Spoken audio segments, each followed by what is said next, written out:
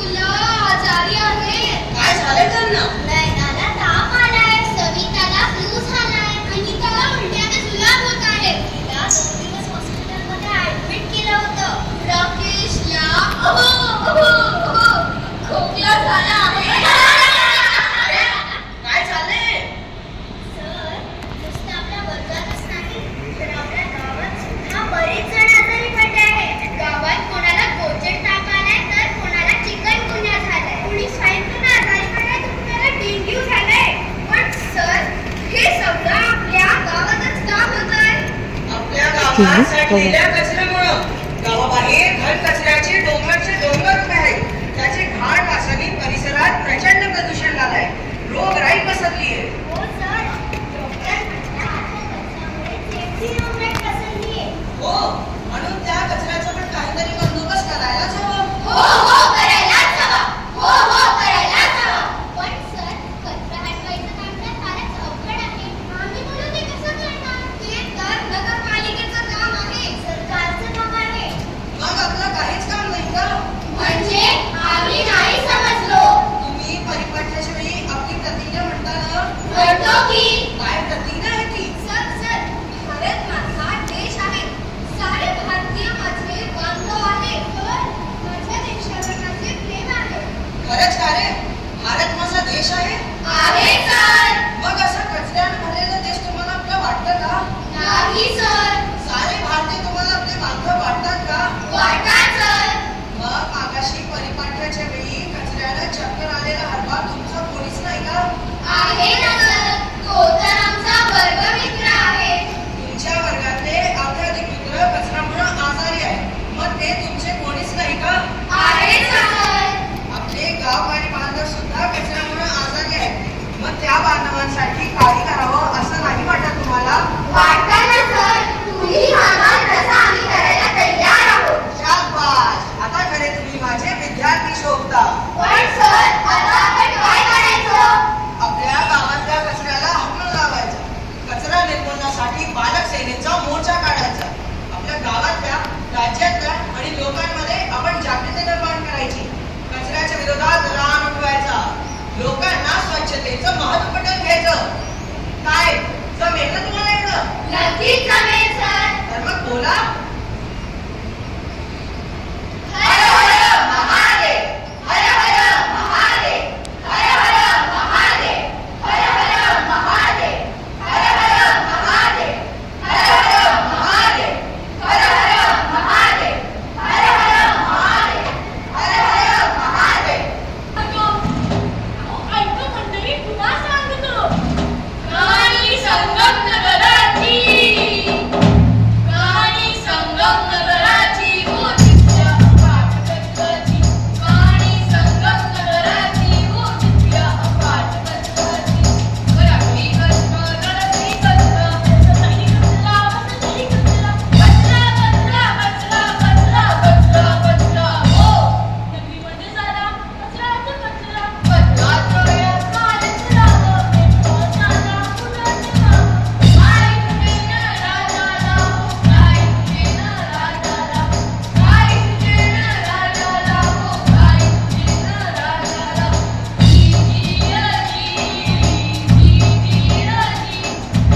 जी जी रजी. जी जी रजी. जी जी रजी. जी रजी. नमस्कार मंडळी. नमस्कार. हा आमचा मोराचा दरबार. आम्ही या राज्याचे एक देशसेवक. आमचं नाव काळू. मी आपल्या राज्याचा हवालदार. माझं नाव काळू आणि माझं नाव काळू. मी आपल्या राज्याचा शिपाई. आम्ही दोघं काळू या नावालाच फेमस आहोत. आम्ही सरकारी कर्मचारी. आमच्या वरचढ राज्याची जबाबदारी हे आमचे राज्य. त्याचे नाव संगमनगरी. हे आमचे महाराज. अरे, असे महाराज आले नाही. महाराज.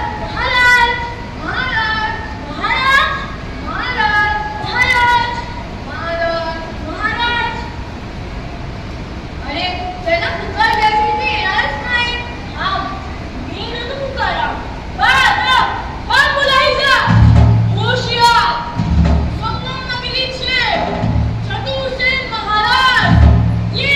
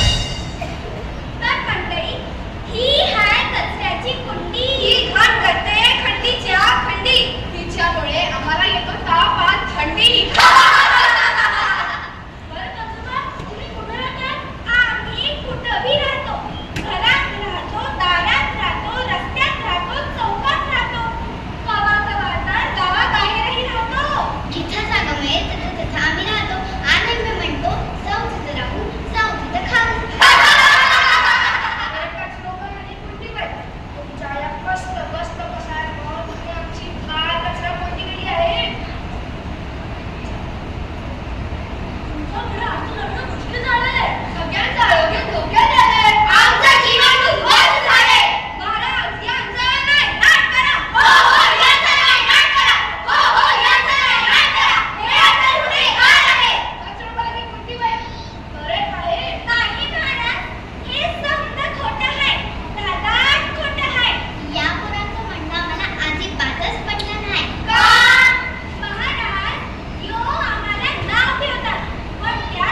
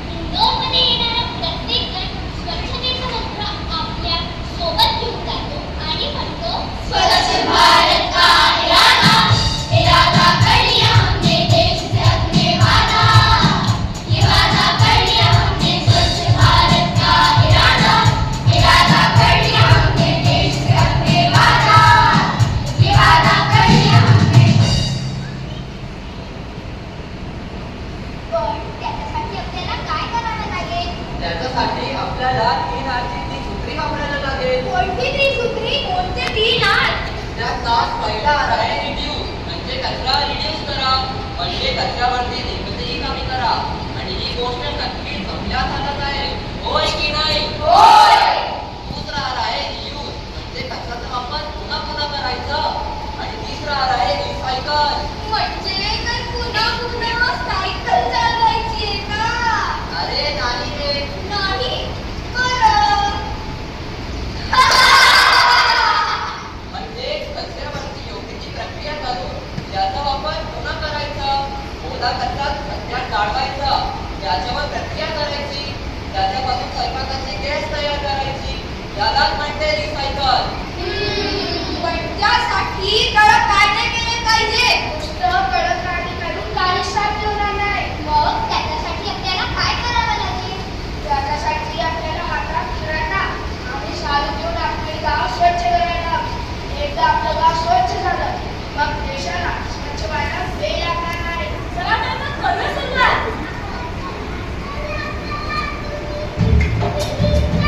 आवड चला चला चला तुम्ही भिगी भिगी चला.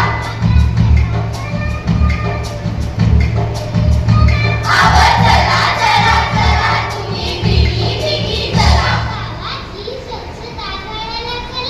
गावाची स्वच्छता करायला चला. गावातला कचरा कमी करू चला. आवड चला चला चला तुम्ही भिगी भिगी चला. कोणी घ्या आवड ना कोणी घ्या गमे. कोणी घ्या कराटा ना कोणी घ्या झाडू. गल्ली बोल झाडायला चला. आवड चला चला चला तुम्ही भिगी भिगी चला. देशाची स्वच्छता करायला चला. कचऱ्याचं निर्मूलन करायला चला. कचऱ्याचं निर्मूलन करायला चला. कचऱ्याचं निर्मूलन करायला चला. जाऊया. आवड चला शाबास. चला चला तुम्ही भिगी भिगी चला. आवड चला चला चला तुम्ही भिगी भिगी चला.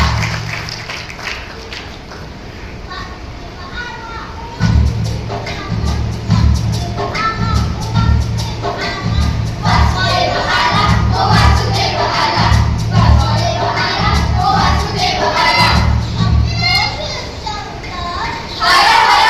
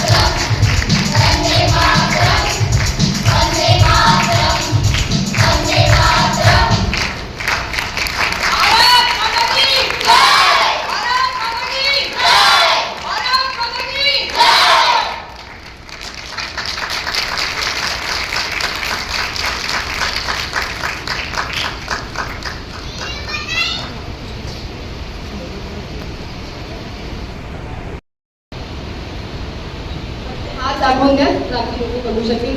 गायत्री गाणेकर, अगम्य भोगे, आरव कोठारी, अबीर कोठारी, रोहन मुजुमदार, उदित मेरार, गुणात्य नाईक, परागी नाईक, अर्णा पूरकर, गौरी घाणेकर, वंशिका देशपांडे, रिधिमा आठले, नारायणी आठले, काव्या तळणेकर, मान्यता तेलंग आणि श्रिया भाटवडेकर.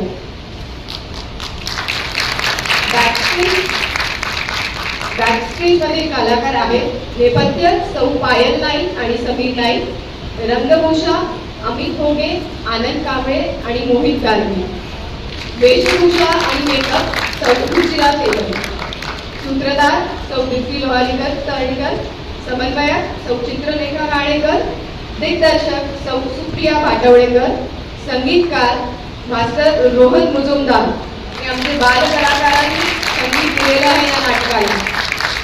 आणि मार्गदर्शक वरिष्ठ रंगकर्मी श्री श्यामकांत खोडगे. धन्यवाद.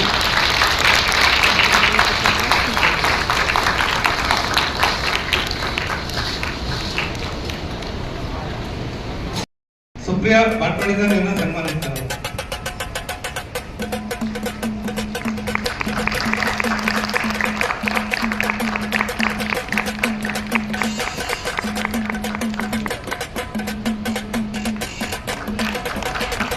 या नाटकाचा समन्वय करता सौ चित्रलेखा गाणेकर यांचं निवेदन करतो. गाणेकर मॅडमला सन्मानित करा.